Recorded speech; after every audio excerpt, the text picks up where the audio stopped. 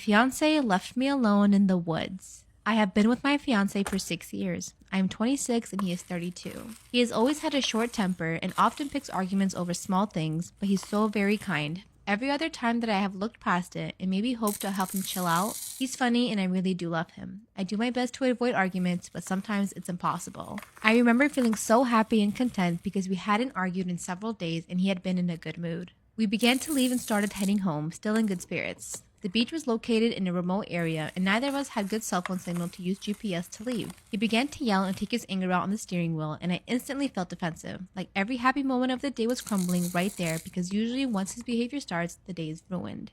I made the mistake of yelling back at him and that he needs to chill out, quit making everything such a huge deal. I regret this, but I just felt so overwhelmed. I just wanted the good vibes to continue, you know? We argued back and forth for a few moments before he angrily pulled the truck to a small paved parking lot where people usually stop to rest or grill food. He screamed at me to get out, and like an idiot, I did, and he left me there.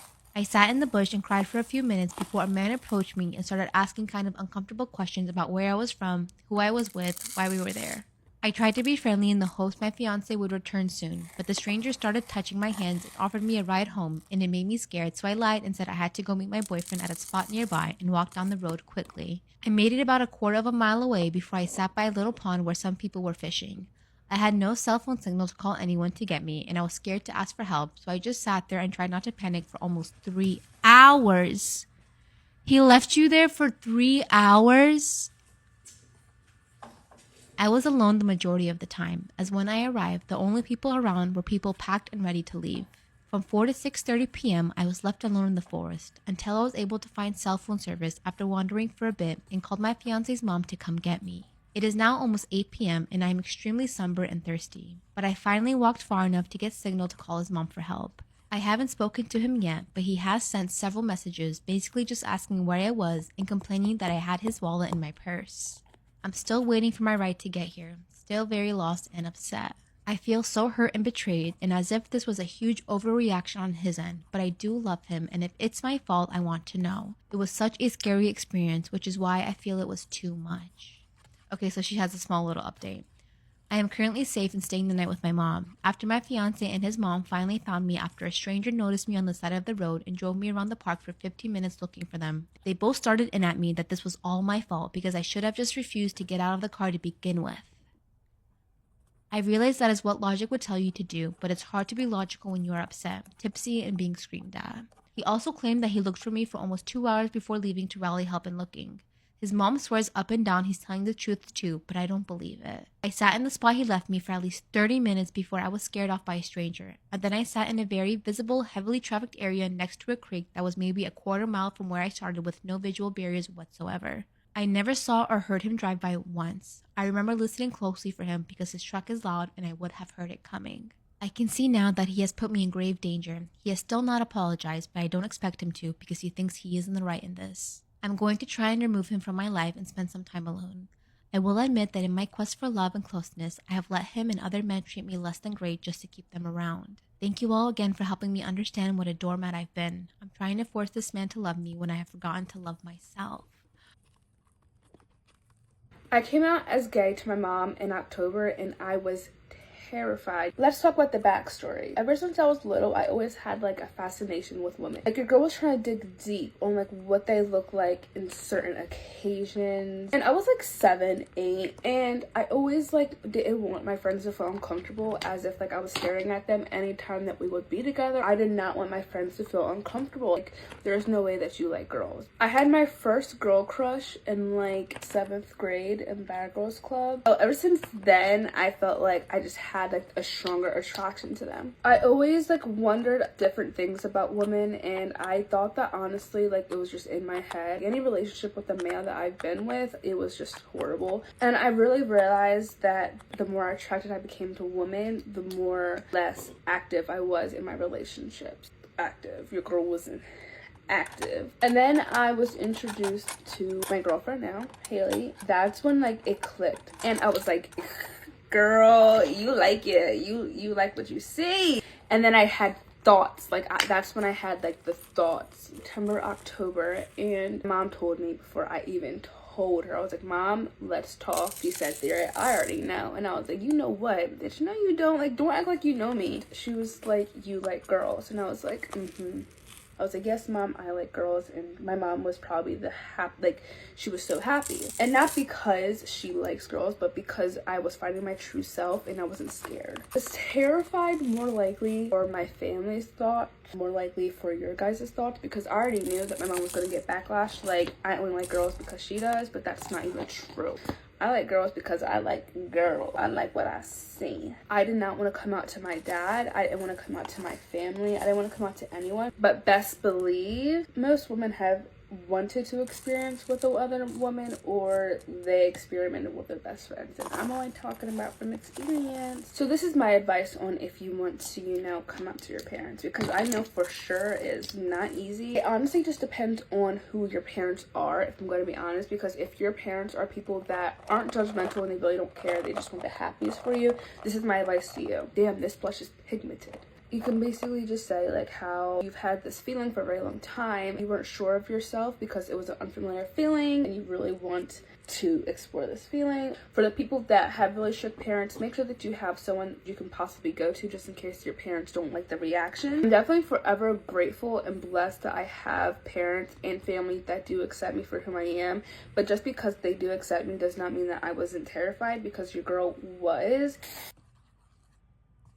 Story is beyond embarrassing and I can't believe I'm sharing it. Have you ever heard of a pay pig? Basically, it's when a man really loves when a woman like drains their bank account, and so they'll send heaps of money to women. I look into it and I'm like, slay, I want some free money. I want this. So you have to put like hashtags on your Instagram photos for the pay pigs to find you. And Felix is all like, get that bag, baby, like do it. And I'm like, okay, I'm gonna like try it and see if it works. Get a little cheeky DM or two. And I'm like, yes. All right. And I saw on the videos that you have to be super like dominant. So I was trying my best. I didn't know what to do. I was like, you little squirm, send me some money. Like a lot of them were just bots or like people trying to scam me. And I'm not stupid. I know I sound really dumb right now. I didn't fall for it. That's not where the story's going. I was almost gonna give up, and then I was like, no, let's give it one more hot try.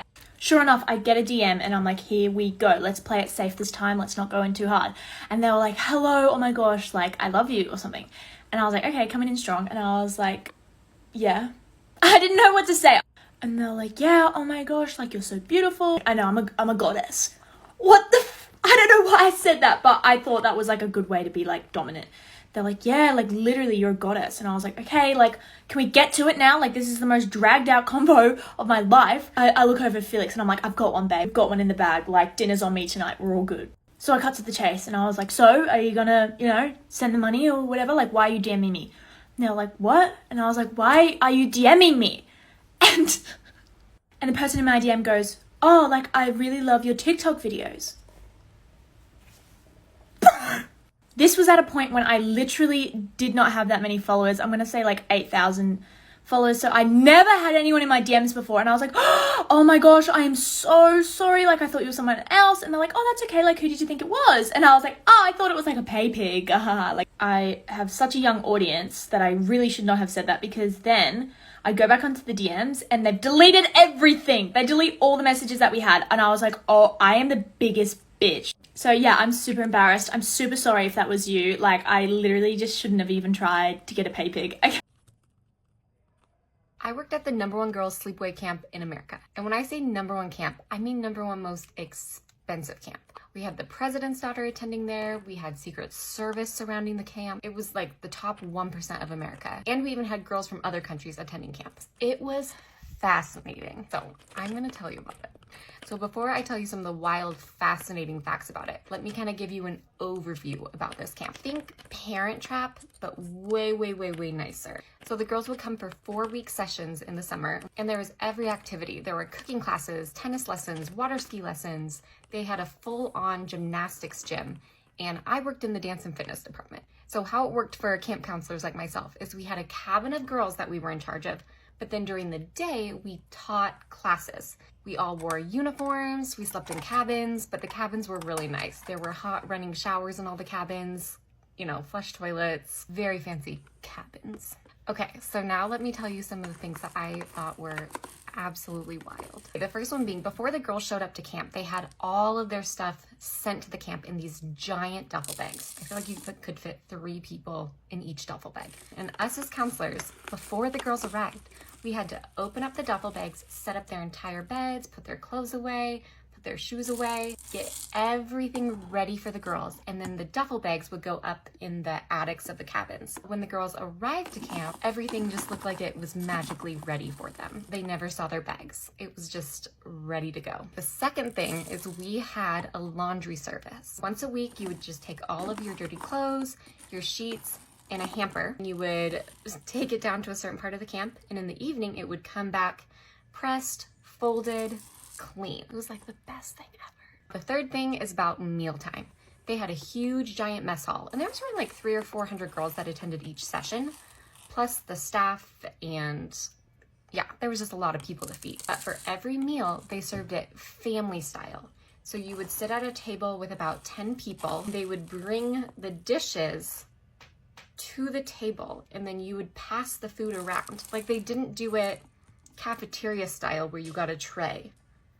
It was a formal food setting. And this was for every meal. It was still camp, so it was camp food, but it was family style.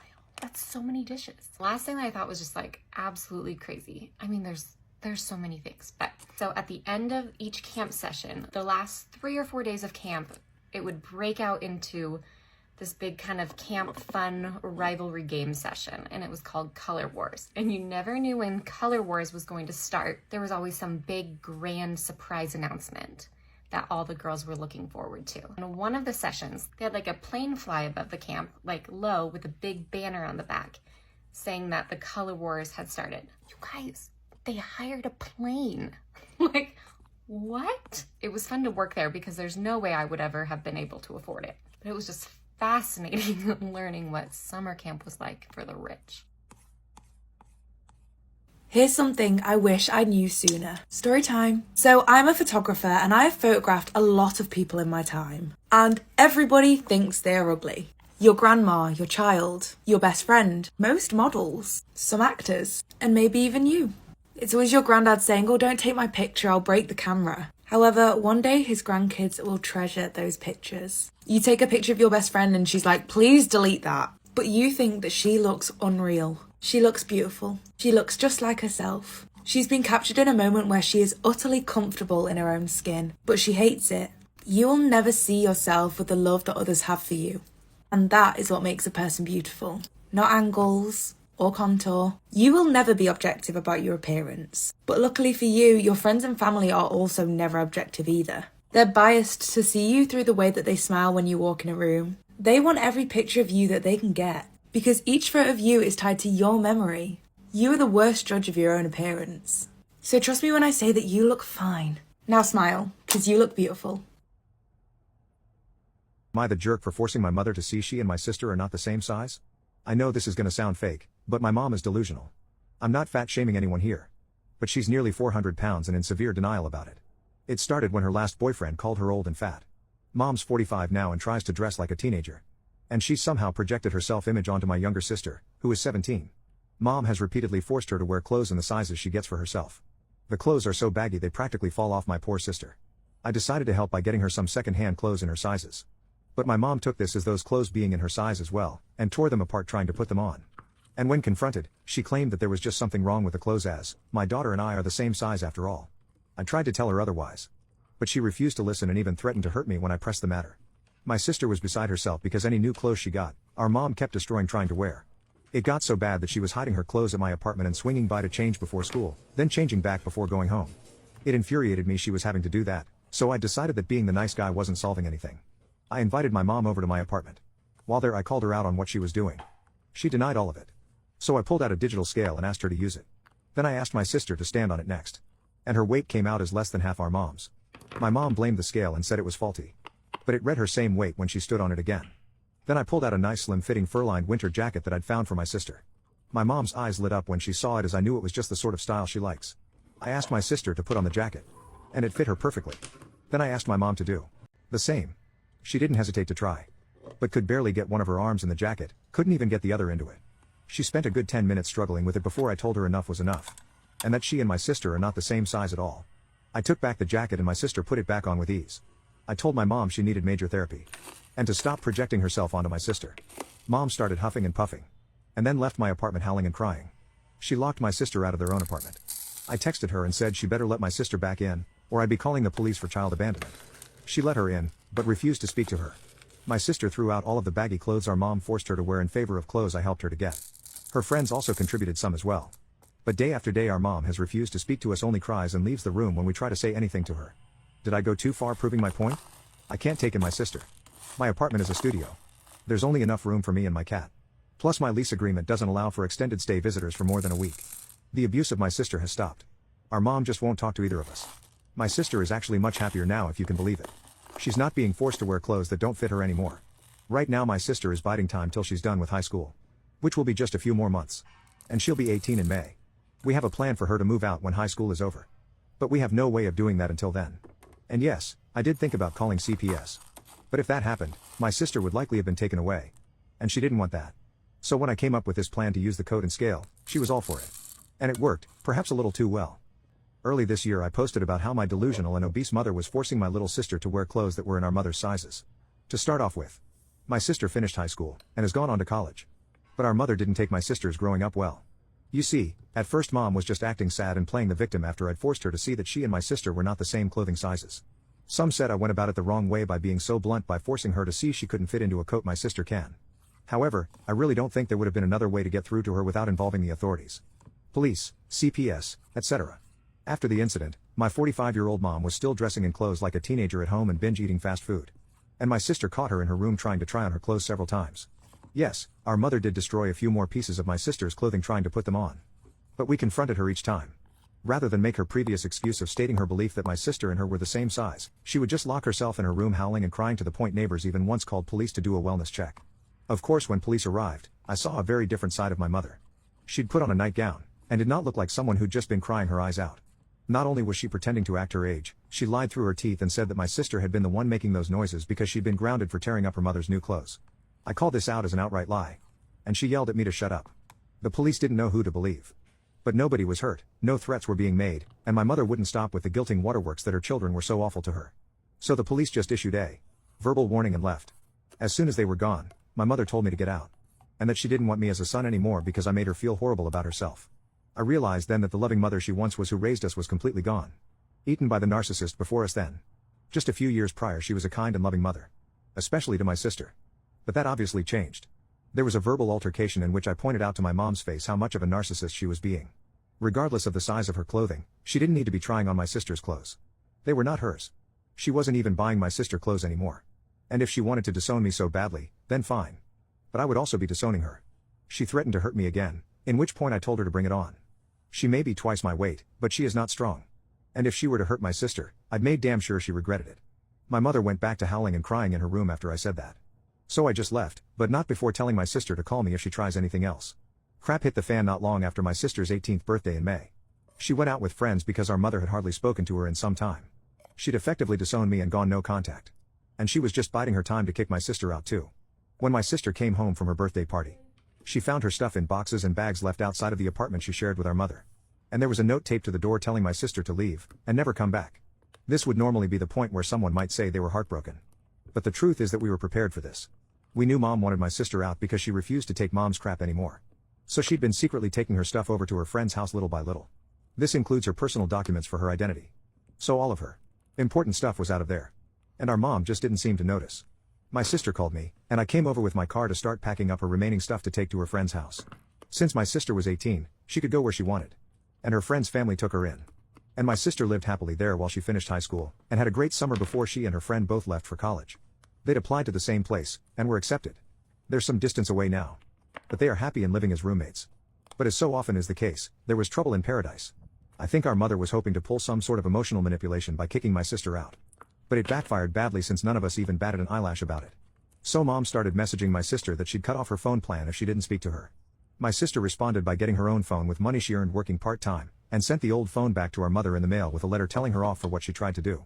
Mom didn't take that well. But she no longer had a way of contacting my sister without trying to see her in person. So she came stomping over to my apartment to yell at me and say it was all my fault. Then she demanded my sister's new phone number. I told her to buzz off, because she was no longer my mother. She'd previously made it clear I was no longer her son. And if she didn't leave me alone, I'd be calling police. And then in a complete repeat of what happened on the day I'd forced her to see my sister was not the same size as her, she ran away howling and crying like an animal. But by then I was pretty sure it was all an act. The next thing my mother did was show up at my sister's friend's house. And then started demanding she move back in with her and contribute to rent, because she was paying for a 2-bedroom on her own, and no child support since my sister turned 18. Like me, my sister told her to buzz off. That's when Mom attacked her. She grabbed my sister and started wailing on her while screaming that it was unfair that my sister got to be young, thin and pretty. And that she wasted her youth being a mother. That's about as far as she got before my sister's friend's father took her down.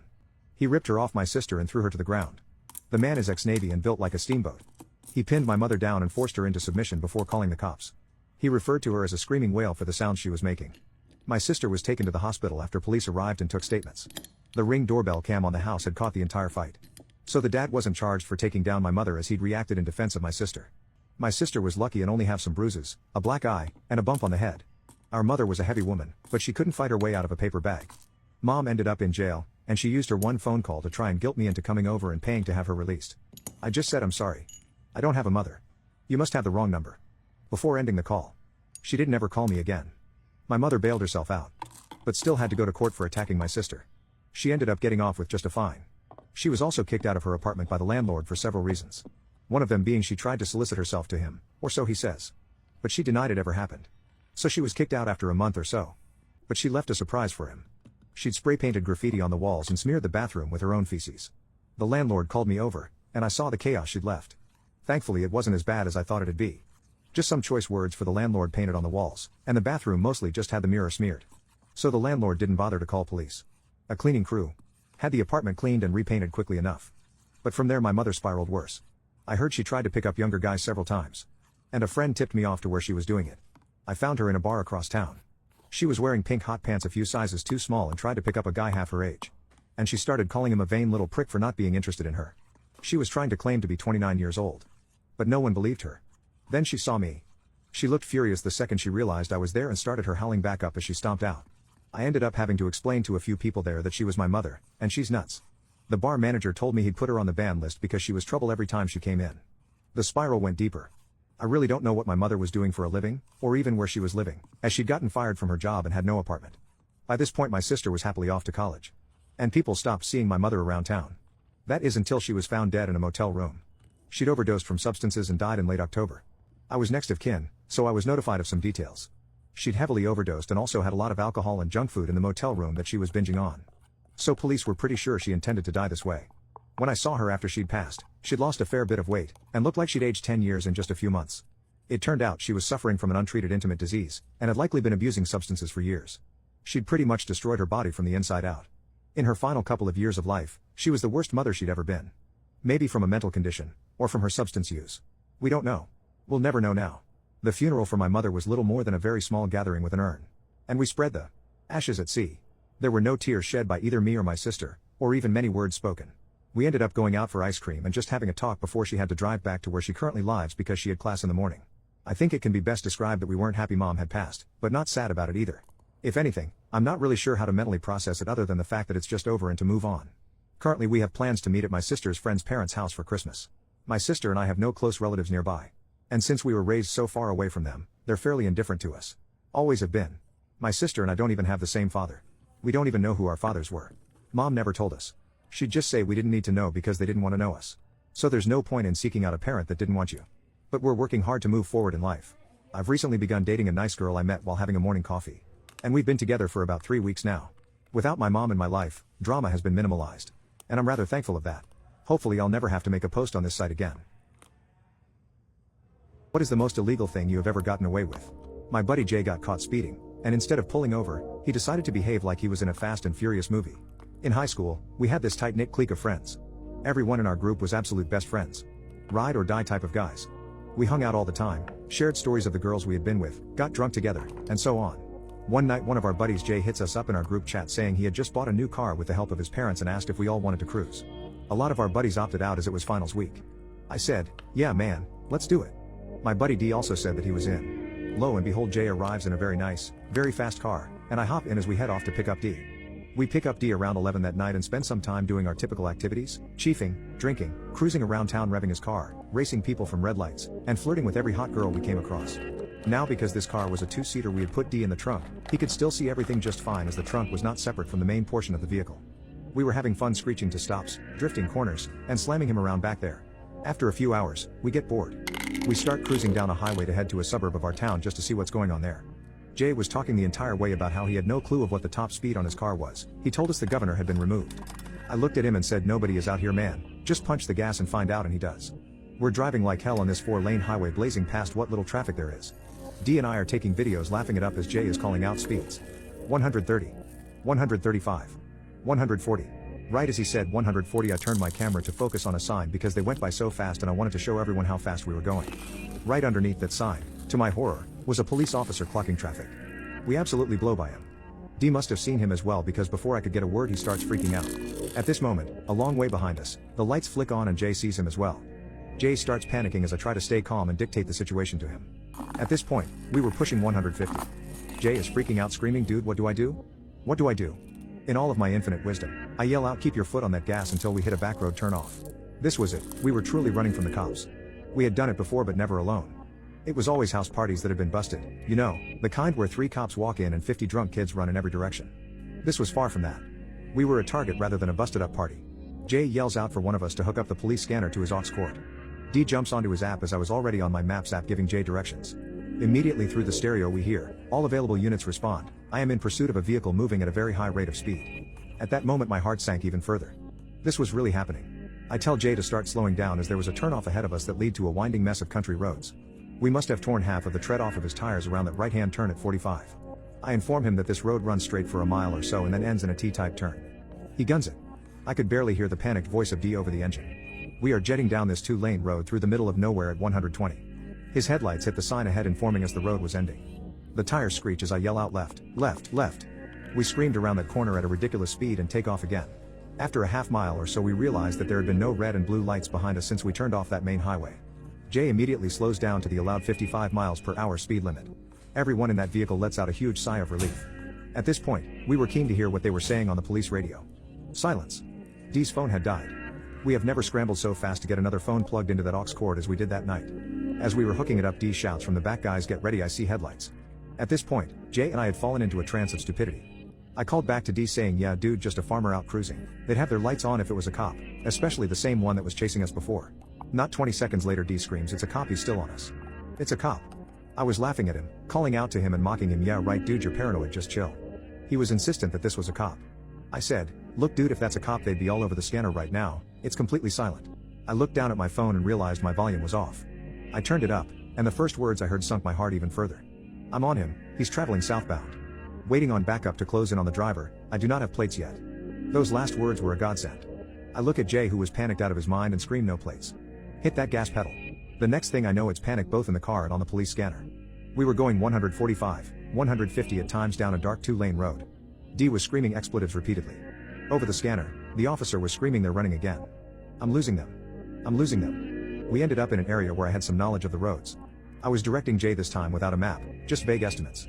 Somehow, through a winding course of high-speed turns and even faster straights, we hear over the scanner I have completely lost them, last seen southbound. This made me the most relieved to hear, not only was he not behind us. He hadn't gotten our plates, and we happened to be heading north. After a couple of miles of clenching worry, I tell him, look man, they are setting up a perimeter for us, just listen to the radio, there's no way we are going to make it back to town without getting caught. Both D and Jay agreed with me, and I directed Jay to a lake road which was way off from any main road. It pained me to hear the dirt, gravel, and potholes of that road banging up Jay's car as we crept down it, all lights off. We made it about 7 miles back, which took almost 45 minutes, and put the car off the road into the woods. We sat out drinking what alcohol we had left. It was a much needed relief. The next day we cautiously drove back home. We cruised 1 mile per hour under the limit, signaling at every movement, and doing everything just right. We were tailed by 4 different cops that morning. They had to have known it was us. Each one followed us for several miles. We knew we couldn't run. It was broad daylight, they now had our plates, and there was heavy traffic. Never once did we get stopped. They didn't get our plates when we ran. Although it may have been obvious we were the runners from the night before, they were not able to do anything about it. In our minds we were geniuses. We all fabricated a story that we had just come from a friend's house down south and were heading to the mall in town, that we were all home last night. We never needed it. Thank God.